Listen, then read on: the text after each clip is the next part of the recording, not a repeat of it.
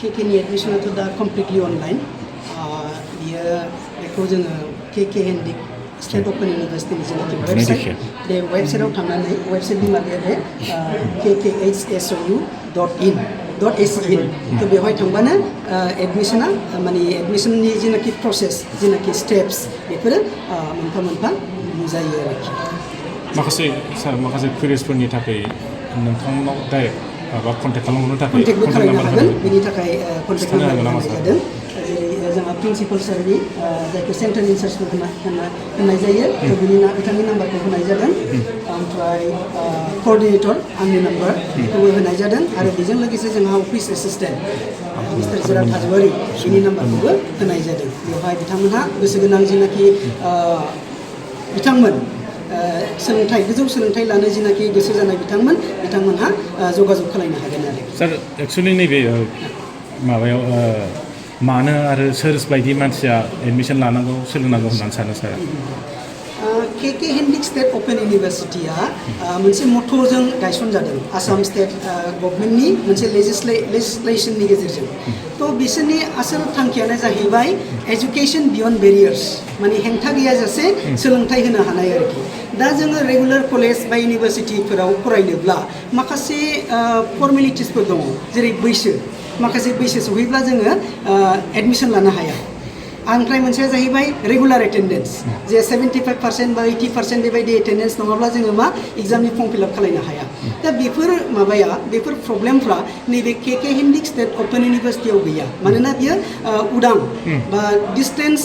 Open and distance learning मडनि गेजेरजों बे जोङो बाहाय सोलोंथाइखौ होनाय जायो बेवहाय रेगुलार क्लासेस खालायनाङा दहाय सारा बुंनाय बायदि फरायसाफोरा बा जोंनि KK हेन्डिकआव बेखौ जोङो लार्नार होननानै बुंनाय जायो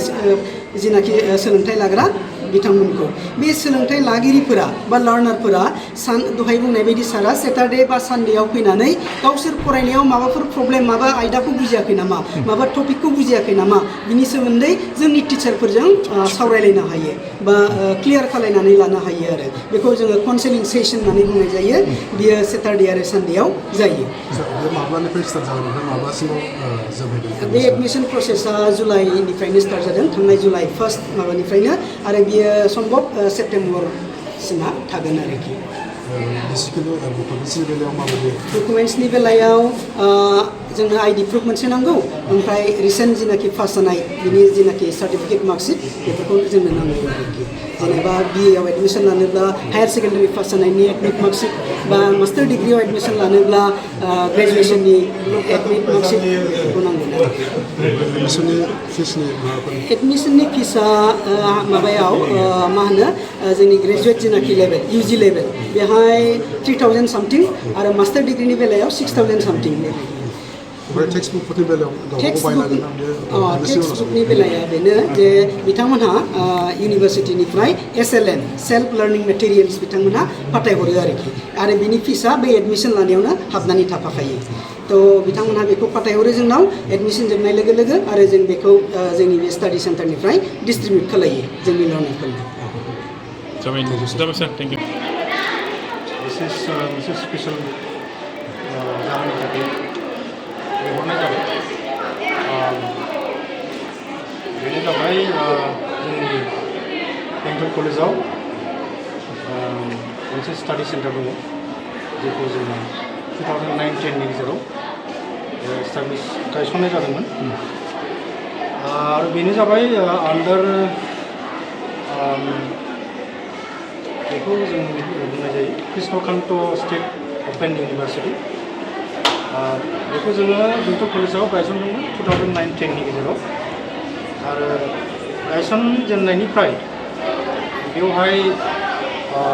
किसुमान कर्सफोर दङमोन जेरैहाय BPP बाचेलार प्रिपारेटरि प्रग्राम स्पेशली माने बे BPP-खौ क्लास 8-9 फेल जानानै थानाय गथ'फ्रा डाइरेक्ट फरिखाखौ होनो हायो आरो BPP फरिखाखौ होबानो पास जाबानो बिथांमोना BA एबा डिग्री लेभेलाव एडमिशन लानो हायो नाथाय बेखौ 2012-13नि गेजेराव खालामनाय जाबाय दा बर्थमान बेंटल कलेजाव जोंहा BA ट्रेडिशनल BA दङ आरो बे आन्डार दिस traditional BA all the traditional BA subjects like English, philosophy, history, political science, history, all these traditional subjects are available. In addition to BA, under this center we have master degree course also in English, philosophy, history, education. Almost all the subjects are available under this PG courses. Very recently, we are very lucky to offer another PG course also, that is Master in Social Work, MSW. And we have also BCom, but unfortunately at present we don't have any student. So we have BCom also in this study center. In addition to that, there are some certificate courses also, like certificate course in digital library. Then there is a certificate course in ethno history, and certificate course in Vedic mathematics. So these are under KK. So in this regard, but unfortunately, since the few years, the number of students, the enrollment of the students is decreasing. I think this is most probably due to the lack of awareness. Maybe in the area the people do not know about this study center, about this Krishnakantra State Open University. I think that they should know that in Bengal College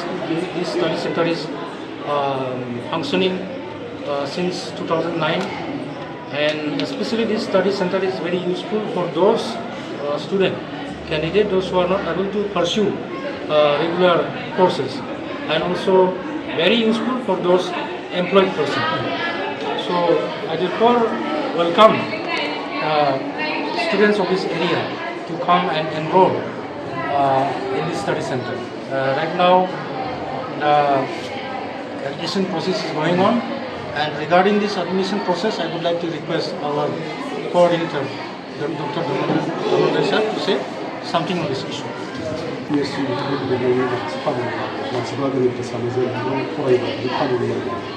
निश्चय माने गैया जानो माने बेयो मोनसे रेकगनाइज्ड मोनसे degree